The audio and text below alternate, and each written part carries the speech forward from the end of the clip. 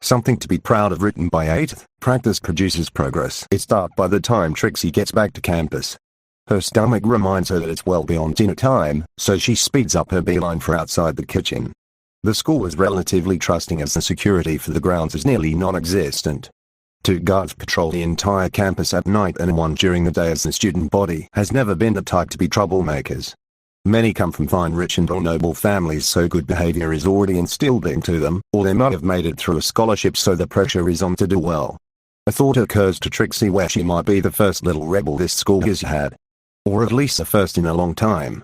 Mentally, she gives herself a pat on the back with a sort of pride. Sneaking in is easy. A window was left slightly ajar with a tiny sliver of wood so no one would notice unless they knew to look.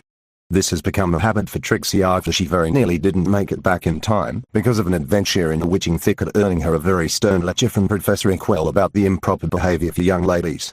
Trixie slips into the kitchen and then quickly ducks under a table when she hears a noise. It doesn't sound like hoofs, maybe a door closing. It's hard to tell as the noise continues its echo through each room. Trixie thinks to herself once she arrives at the fridge, I guess something small would be a good idea. Then she forgets all about the rule she just said once she grabs a bit of cake, an apple, a bowl of salad to snack on later, a peppered steak, and a slice of bread for the trip to her room. Pleased with her haul, Trixie expertly dashes back to her room in silence. I'm back, Trixie whispers into the empty space. Each student gets his or her own room, but when she lived at home, she would always declare her entrance for her mother. Even if she's not here, it provides a small bit of comfort to continue this ritual. She places the food on a desk and then throws the tome on the bed. After pegging away on her midnight raid, Trixie stares at the tome as anonymous words replay in her mind. Go back to school and write down what you've learned. His voice was calm, he was composed, and then he smiled as if Trixie hadn't just yelled at him in anger.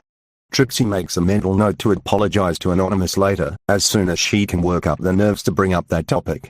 Maybe we can just sweep it under the carpet, she thinks to herself. We did just meet today, what relationship is that a damage? She nods to herself, ignore the blatant flaws in thinking this way. She'll just do as she's told, and then it'll be fine. So she opens to the first blank page and begins by marking the date and page number. Then she stares up at the ceiling, unsure of what to write. Now that she was having a moment to think about it, Anonymous made less sense than Professor Inkwell most of the time. At least with the professor, there was sound logic, even if Trixie didn't get it. Trixie shrugs and begins to write how she recalls Anonymous describing things to her. Intuition is the ability to use magic without needing to know the science.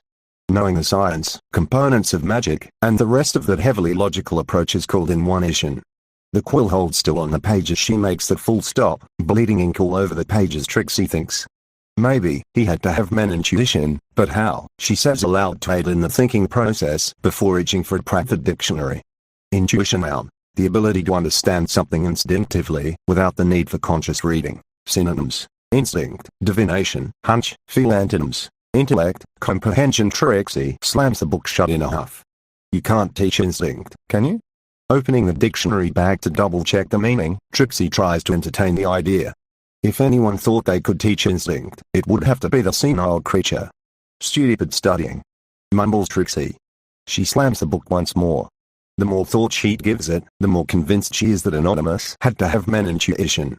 Repeating the meaning and the synonyms do cause ideas to swirl and whirl in their primordial forms, and the addition of focus ages their little nuggets of wisdom until they evolve into full-fledged bits of curiosity and wonder. Trixie sits still at her desk, lowers her head, and thinks of warm thoughts. Fire. Then she holds onto the image. At first, it's a small flame, but then it grows and spreads. It begins to billow large amounts of smoke. The crackling of the fire flicks about, sending sparks of flame all over the place as it consumes both the air above it and the wood below. The fire in Trixie's mind grows so large even the air around it feels intense enough to burn. Then she tries imagining the feeling as if it were real. Imagining a heat that'd be so dry her lips would crack in an instant, a roaring sound that rage in her ears, the suffocating air as smoke fills her lungs. The sensation holds vividly in her mind and she begins to push it. She pushes it to the front of her mind where her horn lies and heaps with all her willpower. Then a flame sparks out from Trixie's horn and onto that desk with a force that knocks her off her chair. With cat-like reflexes, she leaps up to admire her accomplishment, but it is quickly snuffed out when she sees the fire burning into her desk.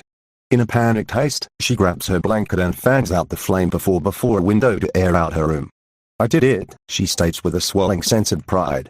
Thanks for watching, and if you enjoyed the video, make sure that you share it with a